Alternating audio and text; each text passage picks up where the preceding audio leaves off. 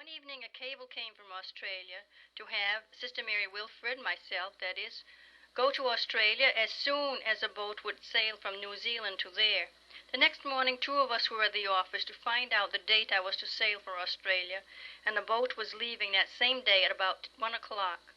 In less than a week, I arrived in Australia and was stationed at Villa Maria, Sydney, for 2 years. I like Australia very much, and I felt right at home there. It is a beautiful country with all its lovely flowers growing everywhere. Now for the North Solomons. Lying in the Coral Sea about 700 miles east of the southern tip of New Guinea are the Solomon Islands. Taken from Germany in World War I, the Northern Islands are administered by Australia as part of the United Nations Trust Territory of New Guinea. The Southern Islands are a British protectorate.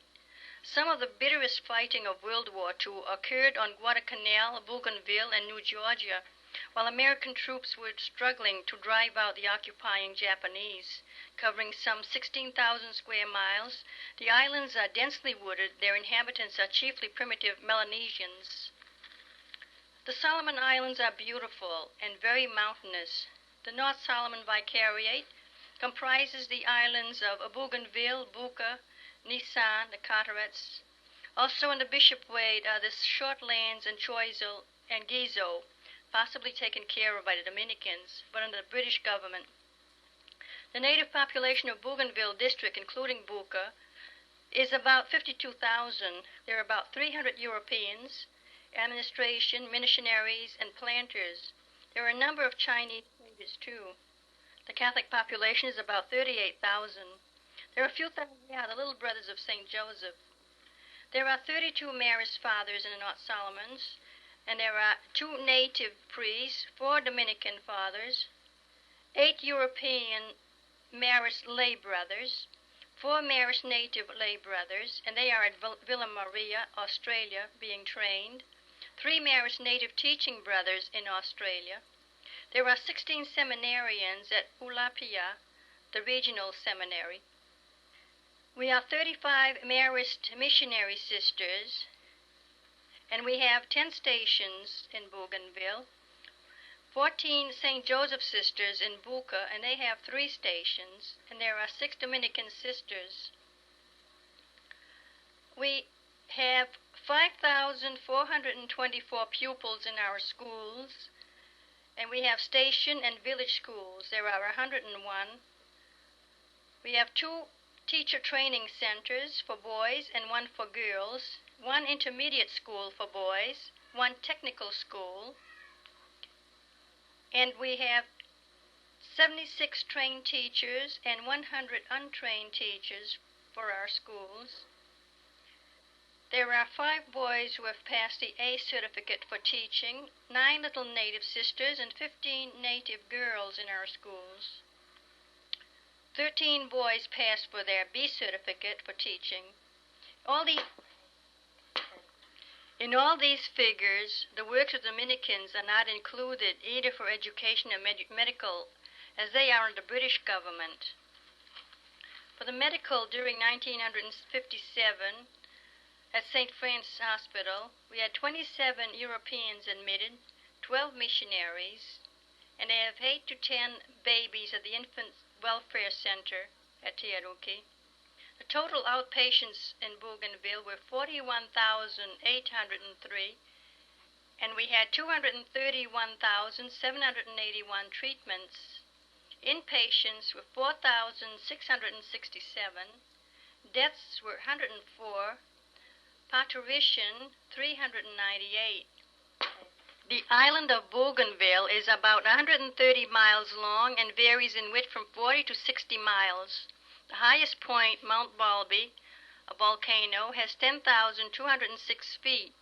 It is active as well as Bangana. The industries are mainly copra. About 30,000 acres of coconuts we have. The cocoa, about 800 acres. I have been stationed some months in Torquena, where all North Solomon missionaries first arrived after the war. Then 2 years at the leprosarium in Piva, looking after the lepers and getting a bit more experience in nursing. From there, I was assigned to Tunuru, where I stayed for 5 years, and then to Coromira for 2.5 years. These two stations are in the district of Kieta. Now I can give you an idea of our life and the life of the natives in those parts of Bougainville. After the war, our missionaries had to start in all the different stations by putting up temporary buildings, as all the buildings were destroyed during the war.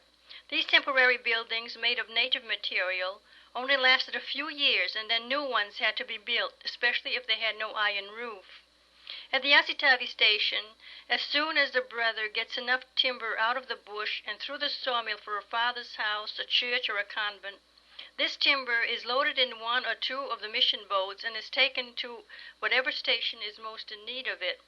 The hospitals, dispensaries, most of our schools, and all houses for boys and girls on the stations are made of native material.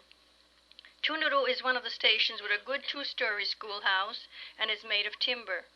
Wherever there is an iron roof, a gutter is attached to it and a pipe connected to the gutter goes down into a large tank, and this takes care of our water situation. Whenever we have a dry season, water is carried from a spring or a river. We sometimes have a dry season or a rainy season, but usually we have a good tropical downpour almost every day, which does not last very long, and this is always appreciated in the tropics. It is very refreshing and cooler after the rain. The natives carry their water from the river or the spring in bamboo. These bamboo rods keep the water nice and cool. The grounds around the stations are very colorful with many different types of flowers. And in most of our stations we have clover growing all around the buildings, which saves us from cutting grass.